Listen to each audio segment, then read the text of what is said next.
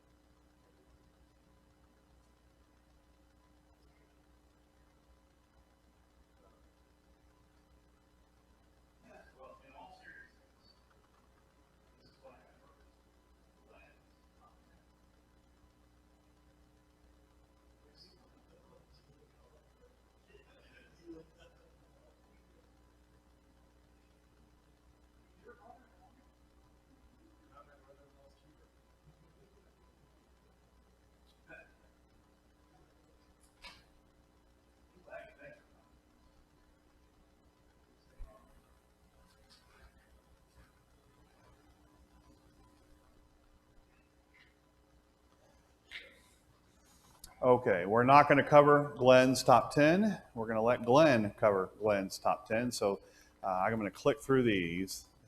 Whenever he gets here, we'll stop and do that. Okay, we're gonna talk about some general things first, and this is in our lesson 2. Actually, I'm not sure if all of these are. It's one thing to be able to lead a song. It's another thing to say, all right, we're going to lead a song service, where you're the guy up here on Sunday morning and you're trying to prepare some songs that will be appropriate and move the service along. And we haven't ever really talked about this, but we need to think about it. The various parts of our song service. I'm thinking typically of a Sunday morning, but this does apply as well, somewhat on Sunday night. An opening song. When you start the service, is it a good idea to start with a slow song? Why not? You're shaking your head. You're shaking your head no. Yeah. Okay. Something a little more fast-paced is a good idea. I'll tell you something else. The meter can also be a factor. 4/4 as opposed to 3/4 or 6/8. We're going to talk more about meter next week, but that really gets the juices going better. Something to think about. The Lord's Supper. Do we have to? Is it commanded in Scripture? Thou shalt lead a Lord's Supper song before the Lord's Supper. No, but is it a good idea? Absolutely. How do you find Lord's Supper songs? Okay, all right. In the back of the red book, there is an index. There's Glenn. And so there's the Lord's Supper. There's no page number, so you're going to have to just find it yourself. Everybody finding it? Right, in alphabetical order, there's a bunch of L's. Again, there's no page number, but it looks like everybody's finding it. This is part of an index. You've got a scripture index, then you have a topical index. Everybody see that? All right, this is where your Lord's Supper songs are. Is it possible there might be some left off this list? Well, of course, especially when it doesn't include what we have in our supplement. Are there some Lord's Supper songs in here? You talked about one this morning. He Carried My Sorrows by Glenda Shales. One of these would be very appropriate for the Lord's Supper. Invitation song. Are we doing that on Sunday night? No, we're only going to be doing that on Sunday morning.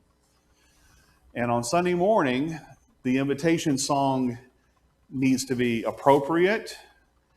How are we going to find an invitation song? Same way here.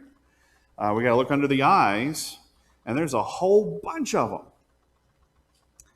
In some other books, when they have invitation songs, they are grouped together, one number after another. I remember growing up with sacred selections for the church, and they were in the 500s and 600s. I think "Tis for You and Me." What's that song? "Thirsty soul, hear the welcome call." There's a welcome. Okay, and it was 593, as I recall. And then in hymns for worship, they were in the 300s. Well, here they're everywhere. and the best way to find them is in this topical index. If you were tasked with leading an invitation song, "Just As I Am," number 380. "Oh, Why Not Tonight?" "Oh, Why Not Tonight?" What if we led that on Sunday mornings? That might not be the best invitation song, because it's not appropriate. Those are the kinds of things that we need to think about. Something we typically don't do here at Parkway is have a closing song. I have commandeered a couple of guys, including Shane and Walker, but why don't we have a closing song? Because we're done. We're ready to get out of here. Is there anything wrong with having a closing song? Okay. So let's talk about these invitation songs and these closing songs. If and when you lead singing and you're picking one of these, I would recommend you not lead more than 2 verses of your invitation song or your closing song. If somebody's going to respond to the invitation, generally it's not going to be between verses 4 and 5. It's going to be on verse 1 or verse 2. We don't need a long invitation song. That's just my opinion. You do what you want. What do you think about that, Glenn? Generally, I tend to agree, except sometimes when someone does come forward, they want a second to talk. And then you can make that call. But if we don't have somebody come forward in the first or second verse, something to always keep in mind. If we have a few minutes and we want to finish the song, if we don't want verses, that's fine. Yeah. Sometimes we are pushed for time, depending on how much time. So here's 380, "Just As I Am." You're the song leader, sitting down, and the preacher's up there, and he says, "Okay, folks, you need to come forward," and you're just sitting here going, "La-ti-da-ti-da-ti-da." What are you? If you're the song leader that day, you especially need to be paying attention. And when he's winding down, you're thinking to yourself, "Oh, finally, you've got your invitation song. We're going to work on pitching songs, and if you're about to start your song, you need to have it ready in your head. So when Marc says, 'Let's stand up and come as we stand and sing,' or whatever, I would encourage you to be ready to get up at that moment and start leading your song as you're walking toward the front. Why? Why would that be a good idea? As we stand and sing, "Just as I," or as we stand and sing, "Just as I am." What were you saying? Yeah. Yeah. It,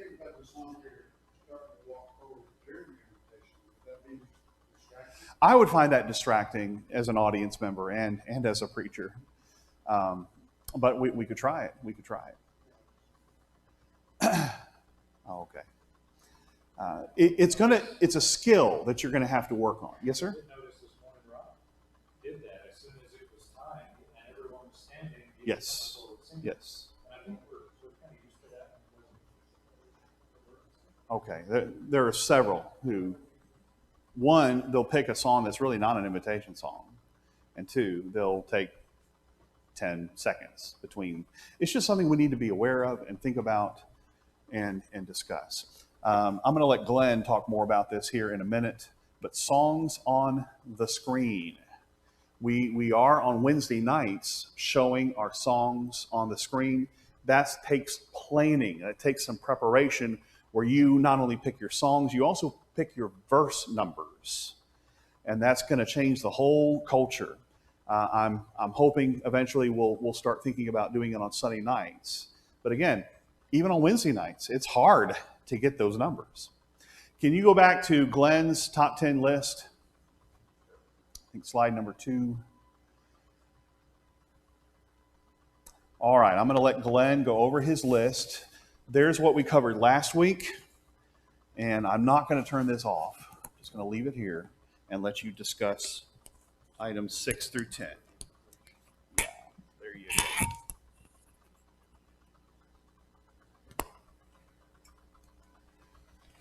Well, I'm learning as long as we're, I don't know, between daylight savings and doing a class before evening services, I think I should pack a bologna sandwich and just camp out here in between services, because anything I start, I look up and it's like, I got 5 minutes to get there. Not good planning. So just kind of as a review from last week, the starting note thing. At the beginning of a song, why is it important to have a starting note that everyone can hear? So we can all start kind of together and having an idea where that note is.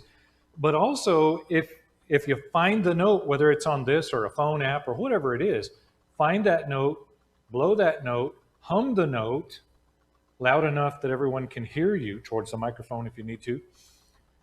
And that way the people who are pretty keen on music and singing have got it, and they will help you bring it back onto note if you struggle with that. Being able to sing the lead, mostly what I meant by that is there are some songs out there that we might like to sing, but the lead gets a little out of our range, especially if you sing bass normally. So there are some songs I've learned, how do you get where you can sing higher? Or can you do that? That's what I used to think, and then I started working on it. I found some tunes that a CD that I could put in my truck, whatever kind of music, but I found some female singer singing a little beyond my comfort level. Nobody else can hear me because my windows are up and the AC is on, and I sing along. Turn your own volume up, sing it. And you can feel your voice gets tired after 5 minutes. Put it away and do something else. After work, put that on again. Sing on the way home. No one can hear. It's like learning to do a turkey call. Yeah, learn that in a truck by yourself. No one wants to hear that. But with singing, as you're learning to increase your notes that you can hit and your range, yeah, while you're learning it, probably no one else wants to hear that because it doesn't go real smooth at the beginning. But as you practice it, just like if you're going to go run a 10K, can you prepare to run a 10K? Absolutely. It involves a lot of running day to day. You've got to practice. But you can do it. So most of us can do it. I've got an injury now that I don't get to run anymore. But if you're in generally good health, you can learn to do that. So with the singing, I used to think, okay, I just have to pick the low lead songs because I sing bass. I'm not comfortable getting way up there. And if you'll notice, I've kind of gotten a hard head about it. Now I pick stuff that goes up there, and I push myself. partly because I know I can do it now. And is it always the most comfortable thing to lead? Not always, but it's one of those things that I put it on the list because just because it's not comfortable to get up to some of those higher notes on that end, if there's songs you like, practice them. You will be able to develop that ability. Um, I'm not going to say that you can go from having a soft, quiet voice to having a booming, loud voice. I think that's a gift some people have and the rest of us don't. But regardless, that's why we have the microphone. If you can hit the notes, get closer to the mic, and you've got it. The announcing the numbers is one of those things. We always have some people here who either don't hear well, maybe didn't listen well, but we all need to know what is the song. Otherwise, those same people are back there going, hey, what was the song? What was it? What was it? This guy, I never can hear what he says. And if we're getting those comments, that's partly us, because one of our responsibilities as a song leader is to say it out loud and enunciate more clearly than you normally would. It's not real difficult. Do you feel silly when you're saying 742? Yeah, at first when you do that, that seems silly. Do the people in the back appreciate it? Yes, because they can hear what you said and they've got it. Now that we're all on the same page. So it's one of those things that seems kind of silly and oversimplified, but have you ever been in an audience and someone announces a song and it's like, what? And sometimes they mumble it once and off we go, and everybody's like in the middle of the song trying to figure out what page are we on. So it's one of those things that's easy, that allows the group, and it's totally on the song leader, that gets us all literally on the same page so that we're singing the same thing. The keeping the time. One of the things in the spring that I want to practice with anyone who wants to come to a song leading practice class is keeping time. And there are some people, if you've ever been in band, you knew some people who could not march in time. They're tripping over themselves and they're tripping everybody else because they can't keep those feet going with the beat. It's not easy for everybody, but can you learn it? Yes, you can. So for those of us that it's a bit of a challenge, I'll ask you to just come back in the springtime and sit through with us, and we'll work on it and we'll help get you there. But keeping the time is one of those things. If you're not singing really loud, or if the congregation is booming, awesome. I'm never going to complain, hey, y'all are singing too loud for them to hear me. That's fine. If everyone brings up the volume, awesome. We're doing what we're supposed to do. But if you can't hear Glenn up here singing, at least you can see his hand and have an idea, oh yeah, okay, we're all on the same note. So it just helps keep us organized. On verse 5, the verses to be sung. Mark mentioned Wednesday nights, and if you are going to be a Wednesday night song leader, and if you're going to get Shane the list of songs that you want and those verses, it's important to remember what verses you told him you were going to lead, because sometimes it's one of those things that you think off the top of your head, yeah, 1 and 3, I like those verses, and it's a 1, 2, 3, 4 song. You might not necessarily automatically go to 1 and 3, and if you're like me, you may not always be able to see that small font on the back monitor, and it's not convenient to turn around and look and see what everybody is singing. So just to make it smooth, when you tell Shane, here's what I want, write it down, have yourself a written list. Even if you are going to read the notes off of the screen in the back. Now there's a monitor on the podium. Awesome. That is new, so that would really help. Yes, it will. Yes, it will. Okay, so for that part, just make sure you let Shane know what the verses are. But in general, when you're up here, if Just As I Am, is that the song with 6 verses that we just looked at? It's hard to say 6 when you're holding a songbook. So I think, didn't you lead that a couple of weeks ago? And he was kind of having some fun with that. But it is difficult when you're ready to, let's go to verse 6, because I just noticed we're short on time and we need to wrap it up. 6 is difficult. Up to 5 is okay. Most of our songs only go to 5 verses. So let's go on to the next point. And this is one I've always known this. I've been in the church since my parents carried me in. But I don't remember the 50s, not quite that old. But evidently in the 50s, there was a split in churches, and we kind of formed the liberal side and the conservative side. And for some reason, the liberal side took emotion with them in singing. And so, with singing, how emotional do we typically get when we sing songs? As the guy standing up here, I can tell you, straight faced, look at the book, look up. That's pretty much it. Kind of. And I think we've cheated ourselves out of something important that God wants us to do with singing. Songs, Mark has mentioned, songs are good about bringing emotion in as we sing about some of these ideas and things that have happened. Whether it's something Jesus did for us or encouragement to each other, but emotion is a valuable thing.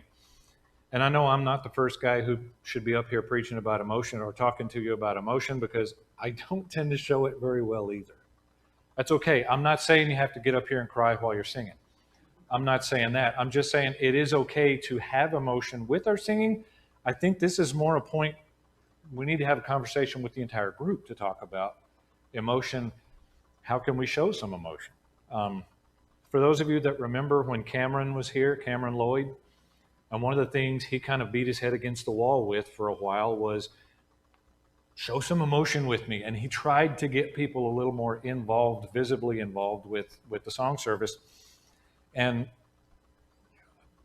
part of me says, okay, let's not get too crazy. We don't need to be doing the, King's Crossing thing where everybody's singing with their arms waving. But is there a range there that would be perfectly acceptable?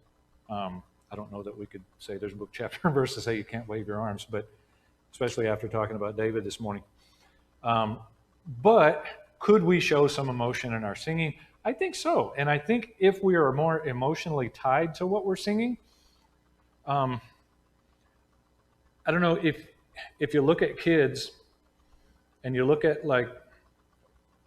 birthday party, whatever it is, when there's singing going on or school get together where they're singing, the choir singing something, if it's something the kids get into, they get emotional with it and they enjoy it, and you can tell, all right, they're having a good time. We as Christians, maybe we should be able to tell that with our singing sometimes. I know we started something a couple of years ago where you may applaud when someone is baptized, and I thought, thank you. If there's ever a happy moment in Christianity, that's it, when someone's getting up out of the water, because praise God, someone is now with us in the family. Can we show some emotion? Because all the time I was growing up, I was like, they get up, awesome. What's next? I was like, no, it's not. We should have some emotion. So that's all I'm trying to say. How do we get that? How do we show that? That's something I think we have to kind of work on and figure out as we go. But just something to keep in mind is that I don't think there's anything wrong with having some emotion. A lot of these songs are written with emotion in mind. And sharing that, showing that a little bit while we sing, I don't think would be a bad thing. My next step, being ready before you get up. Mark just covered some of that for the invitation song, and that is a big one. When the invitation song, if you're the song leader, and you can tell when the preacher's getting ready for the invitation, begins to shift gears. And it's like, okay, this is your wake-up call. Get the book out, get your verses going, look at the notes, look at the words for the first verse. Be ready. And like he said, as soon as he said, what is your tagline? Let's stand, let's sing. As soon as he says, let's stand, I'm standing and I'm beginning to sing, because I want it to be, and it's not that in the New Testament you're going to find somewhere that says, let there not be a gap between the invitation and the song. It doesn't even mention an invitation song, but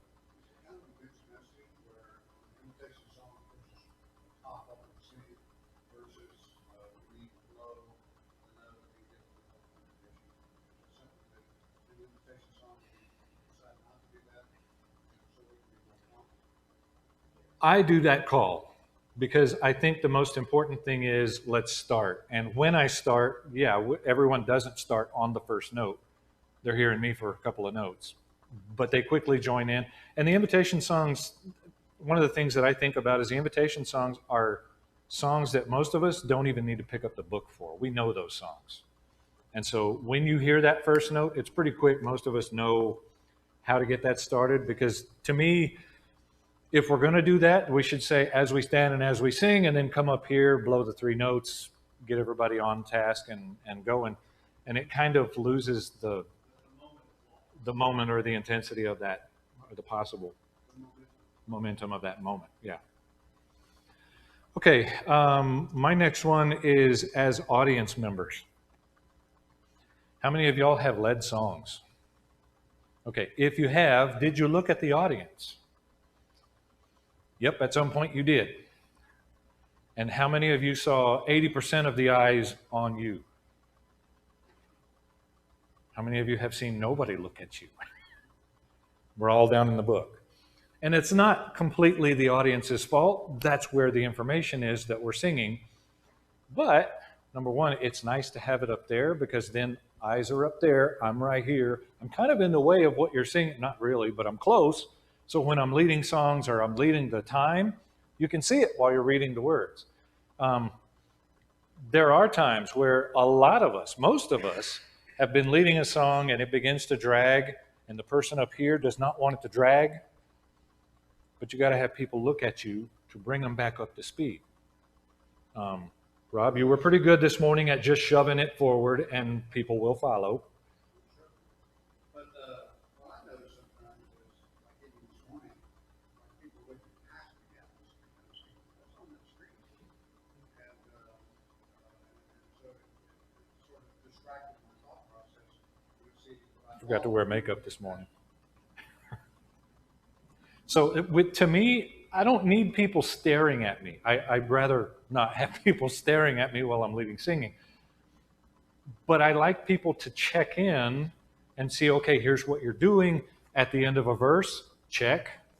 When I'm not leading singing, I always look up at the end of a verse, because I want to know, are you going to tell me the next verse? Or are we switching it up? Or are we speeding things up? Or what's going on? A lot of times there are cues given towards the end of each verse. So just one of those things, when we're in the audience, to look up and be engaged with that song leader, if the song leader is doing something to engage. So if we're up there to lead the song and we're not, I've had a few times where I get frustrated. I'm trying to get a beat going where it's faster than we typically sing it, and everybody just kind of collapses back to the norm. Number one, it's hard to have emotion in a song if you just collapse back to the norm and we're singing like robots, and it's the right notes, but it's like, please check it out. I'm trying to keep the beat a little bit faster, the tempo, move it up. And if I can't get people to look at me, the first thing I do is I lead more exaggerated. And if that doesn't work, I put my hand in my pocket. I'm finished. We'll try on the next song. Because I'm not going to start banging on a gavel or something. Was it Ed Sweeney? Would start doing that. My mother-in-law, I wish he would not do that. And I said, he's not trying to be Sinatra. He's trying to say, look at the beat, because you're not looking.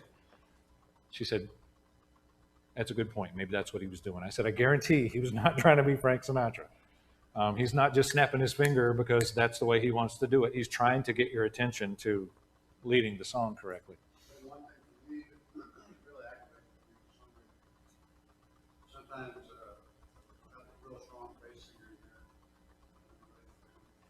and he'll be holding the note. I'm already on the next verse, and he's not paying attention, and he's still with his strong voice holding that note. And that is one thing he needs to work on a little bit, is looking up, because he doesn't. Because I think all of us, I love his bass singing ability. He has got a gift for singing bass. I just wish he'd look up a little more often to stay on the same beat with the rest of us. Let's go to number 10. That's a repeat. So Wednesday night songs was just to cover, we've already kind of covered it. The idea that if we're going to be putting them on the screen, we have to know ahead of time. So it's not possible to show up Wednesday after work, sit down in the back and find 3 songs that we can go with. That doesn't work because somebody has to put those songs together and put a slideshow together with the right verses and the right songs so that we've got it organized. So if you're a Wednesday night singer, that's one of the things important at the beginning of the month. Go look at your duties. If you're singing on a Wednesday, make yourself a note, write it in your calendar, whatever. And on Monday, send Shane a note and say, hey, these are my 3 songs. These are my verses. Here's what I got. And that way you're not sticking it on him 20 minutes before services to try to put that together real quick. He's got a chance to work on it, but it allows us to work together. What do y'all think? Do y'all like the idea of the songs being overhead? I think if you're the song leader, it doesn't make much difference. But from an audience member perspective, I like having that up there because it allows me to look up and see the song leader and to kind of be more involved with the audience. I feel more connected when I'm not stuck looking down at the book. Maybe it's just me, but I get more out of the rest of the audience and realize, yeah, there's the rest of us. We're all singing together. So that's just kind of in a nutshell my top 10 points or top 9, I guess. One was a repeat. But some of the things that I just like to make sure to remind us about as we're going through songs.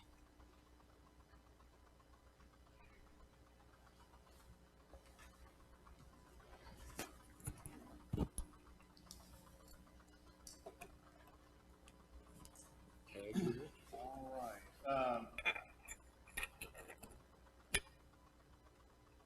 Would you go to slide 40?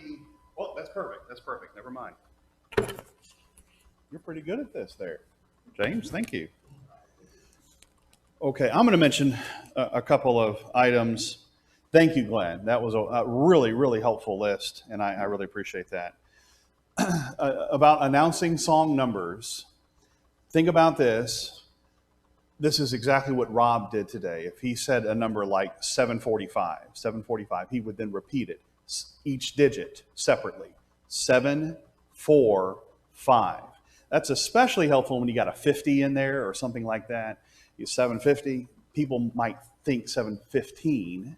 So this is what I would do. I would say number 745, 745, then I would give the title, and that clears it up completely. So, and Rob did that perfectly. So very good, great. Now he thinks he's perfect. When you are doing your verse numbers and you're at the end of verse 1, I would hold up whatever your next verse is. I would hold up 2 near the end of verse 2 and keep it up for the first 2 or 3 bars at the beginning of the next verse. Sir? Who does? Larry. Larry always does that. Okay. Yeah, I think others do, but a lot of times what we do is at the end of verse 2, we go, or at the end of verse 1, we put our hand down, and then people who aren't paying attention look up and say, okay. In connection with that, if your songs are on the screen, let me tell you, they're going to sing whatever's on the screen. You can say verses 1, 3, and 5, and if you only have verses 2 and 4, we're going to sing verses 2 and 4. Does not matter. That's something to keep in mind as we make a transition toward that. Yeah. We just put that a little monitor. You can look at it after we're done here in a little while. We're going to talk about keeping the beat next week.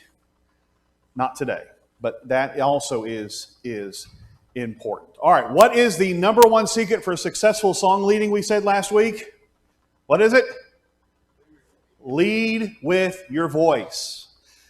Keeping beat is important. It's great. It's wonderful. But I tell you, in this song leading setting, it's your voice that is going to keep people going and keep people with you. That's just the way it is. If it's a symphony orchestra, what does the conductor have in his hand? He's got a baton. That's how he keeps people together. In a church setting, we're not musicians. We're just Christians singing praises to God. And the voice is what's really, really going to help. This is also important to keep in mind. What is our objective? Why are we leading songs in the first place? What is it? Worship. We are here to worship God, and we are here to help us edify one another in the songs that we are singing. We should never lose sight of that. Why we are doing this, and I know we know that, but this is hopefully something that will always be before us. All right, so we've got about 10, 15 minutes left, and we're going to talk a little bit about how to pitch a song. And we're going to get a little bit technical. If this is something you're not comfortable with, that's okay. That's all right. But these are shape notes, and all I had to do was install a little font last week. It was right next to the file, and I messed up. On a scale, whatever the scale is, whatever the major scale is, you've got 8 notes. Actually, you have 7 because the first and the 8th are the same note. They're just an octave apart. Oct, O-C-T. What does that denote? O-C-T. 8, octave. 8, 1 and 8. So, do, do. Can you hear how those are the same note? They're just an octave apart. Do, do. Are those the same notes? No. Do, do. Those are the same notes. Can you hear that? You say you can. All right, good.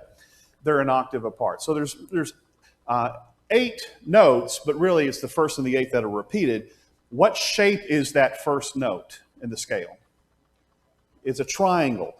In most music, you're going to have just circles. In church music, in both of our books, our main songbook and our supplement, we have shape notes. That's a wonderful skill if you want to learn how to do that. I don't read shape notes. I struggle to even talk about them. Here is the major scale. This is the pattern. Do, re, mi, fa, sol, la, ti, do. Here is that same scale starting with a different note. I'm going to start with G. Do, do, re, mi, fa, sol, la, ti, do. Can you hear similarity in the pattern? The starting note is different, but the pattern is exactly the same. We'll do an E flat. Do, do, re, mi, fa, sol, la, ti, do. Why do we have that pattern that we're going to talk about here in a moment? Why do we have that pattern as the pattern for our major scale? And here's the answer. Because that's what naturally sounds good to the human ear. This is what all music is based on. And then classical music came along and started using a 12-tone system, which I don't, okay, well, that's a different story. Here's the 2 sets of 4. You've got in the C scale, this is a C major scale, there are no flats or sharps. We're not really going to talk about the flats and the sharps. But it makes it convenient. That's why we're starting on C, which is the line below the set of 5 lines on the treble clef. So don't worry about that. If you happen to be able to read notes, then that's great. But all we're doing there is starting on the C. Do, that becomes our 1, our do. And that's our first note, our bass. It is our bass note if the song happens to be in the key of C. These notes have names. Do, re, mi, fa, sol, la, ti, do. I didn't sing that quite right. You've seen Sound of Music. Do, a deer, a female deer, re, okay. These are the 3 that you mainly need to know. The do, the mi, and the sol. You need to be able to recognize the triangle, the diamond, and the round note. This is going to help you tremendously as a song leader. That's what we're focusing on right now. Do, mi, sol. And here's the reason why. Because almost every church song is going to start with a do, a mi, or a sol. This is what it sounds like. Do, mi, sol, do. Everybody do that with me, okay? Do, mi, sol, do. Somebody gets up here and they say, all right, here's my pitch. Do, do, mi, sol. You do that. Shane, do that for me.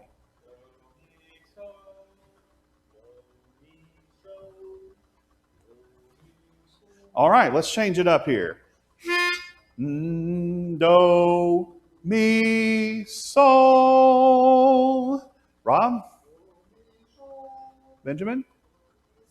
Okay, I'm picking on people that I know can do this. And I don't want to embarrass anyone. Do. This is an F to F. I don't like F to F pitch pipes. C to C. You want to try it? Do, mi, sol. Excellent. Very good. That is great. This is what you're going to have to master. And at first you may be a little off with it. But we're going to practice. It's going to take practice. Everything takes practice. Yes, sir.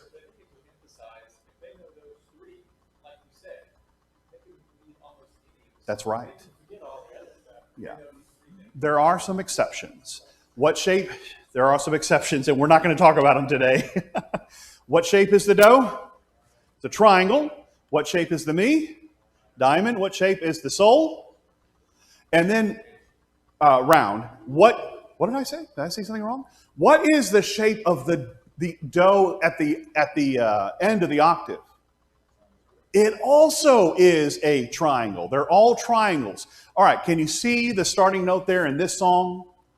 What shape is it? It's a triangle. All right, so there in the top corner, we don't have this in our main psalm book, but in the top corner you've got this code here, F for do. Let's ignore the for today. What does the F mean? Is that your starting note? Well, in this case it is, but that's not what it's denoting. It is telling you this is the key for the song. When you go to pitch this song, that first letter is telling you what key it is. So I'm going to blow the F. Do. Let's do the do mi so. Do mi so. That's it. Now let me see if I put that on here. Do you see the second note? To K. What note is K? Canaan. It's a diamond. Do, mi. You've got your first two notes because you have done the do, mi, so many times. All right, now look at this other song and look at the shape of that note, that soprano starting note. What shape is it? Triangle. So it is the do, but it's the second line, and the do over here is the first space. It doesn't matter. One is a different note, but it doesn't matter because what you're going to do is you're going to look at that starting information there, G for do, and instead of blowing the F this time, you're going to blow the G. Do, mi. There's a land that is fairer than day. That's how you're going to start your song. Now notice this. You got the second line in the one song that's in the key of F and the second line of the other song in the key of F. They're the same note. They're a G, but they're different shapes. Why are they different shapes? Because they're the same note. It's the second line. There is because the song is in a different key. What are we looking for? What is your main foundation of the song? The triangle.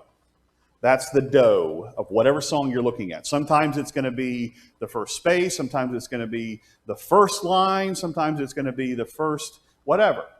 And that's what we're doing. There's the do. Notice K has the mi. To K, do, mi, do, mi. Look at the on in On My Way. What shape is that on the on for the soprano note? It's a circle. Do, mi, sol. So two is do. I'm on to Canaan's land. I'm on my way. Does that kind of make sense? This is how a lot of our church songs are. They have do, mi, sol in the soprano notes. By the way, the bass part. What does the bass part start on 99.9% of the time? Do. That's why the basses are called the dodos. Just kidding, just kidding. Most of the time. So there's the mi, it's a triangle, and this is actually going to help you to build your confidence to actually lead this song. Do, mi, well, the second note's a diamond. Okay, do, mi, to Canaan's land. And I think that'll help. And there's the sol over here. Do, mi, sol, to Canaan's land I'm on. I'll go up a little bit. My way. All right. We're going to look at a few examples here. And y'all are going to pitch them for me, okay? What key is this song in? G. That's what it says in the top corner here. We're going to ignore the 4. What is the starting note, the soprano note? Do. So I'm going to blow a G. Do, do, mi. What is the soprano note? This is the soprano note. This is the alto note. Do, mi. This is the tenor note. You be tenor. You be tenor. I'll be the alto. And you be bass. And you be the soprano. Okay? Do, mi, sol. Let's just sing the first one and hold it. Do, mi, sol. There's. Can you hear that? Let's do that again. There's. That's a nice, pretty chord, isn't it? That is the tonic chord. That is do, mi, sol. And it sounds pretty. Why does it sound pretty? Because that's just the way we're wired. That's just the way this works. They're not going to write songs that don't sound pretty. All right, we got our starting note. Notice this one, A flat. So is the reason that we do do mi sol because usually that's 3 of the parts that Yes, that's a big part of it. Most of the time, your first chord is going to be a do, a mi, and a sol, and nothing else. Do, mi, sol, almost every single time. How are you going to find that? You're going to find the triangle, you're going to find the diamond, you're going to find the round note. And you look at songs, most of our songs, now we've gotten fancy. In the last 30 years, we've gotten fancy. We don't do that as much anymore. We're not even going to talk about minor key songs. All right, I just want to walk through this a little bit, and then we're going to quit. A flat. You see the A flat written up there? I know it's a little small. That means I need to blow A flat. Do, mi. Have you been to... Whoa, that didn't work. Do you see the mi there? And then it's got an arrow pointing down. This is what we have to do. This is a little trick. Tricky. Do, sol, mi, do. Or you could get it this way. I know, it's a little tricky. But you have to learn this if you're going to learn how to pitch songs. You could do it this way. Do, mi, sol, do. This is a song that starts lower. Look at that. It starts really low. And that's going to give you a clue that you have to go down when you blow your pitch. I got in trouble on that on my first song this morning because my pitch at a high. Right. I need to go an octave lower and then come up a little bit. Right. And that's why I recommend using C to C. And I bet you weren't using a C to C pitch pipe. But you got an F to F pitch pipe, which are actually condemned by the Lord. Do, sol, mi. Here is the bass note. Sol, here is the tenor note. Mi, here is the soprano note. Except it's supposed to be an octave lower. Do, sol, mi. So if I'm starting this song, I blow the pitch pipe, I blow an A flat. Oh, I'm off now. Do, sol, mi. No, I didn't. I'm messing up here, folks. Do, sol, mi. Have you been... Oh, look at this. The soprano note. The soprano note. The first one is a triangle. What's the next soprano note? It's a circle. That's the sol. That's the fifth. And then...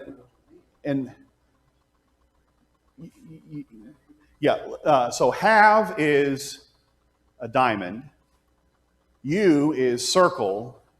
Ben is triangle. So do, do, sol, mi. Those are our first three notes. Have you been to Jesus for the cleansing power? Look at that. Diamond, circle, triangle, triangle, triangle, circle, diamond, circle.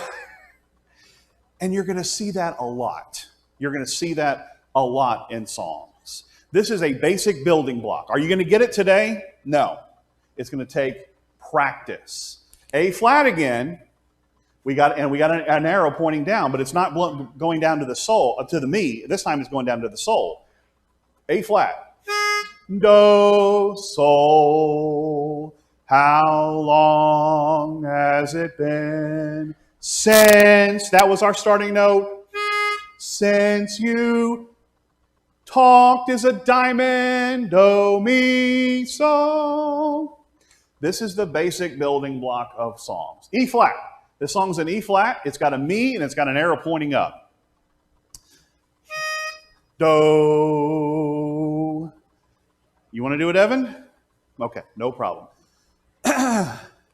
You do it for me. Do, mi, sol. What's the starting note? It's a mi.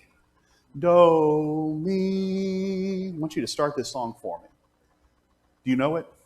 Okay, then I won't. Oh, come on. By Christ redeemed, by Christ restored.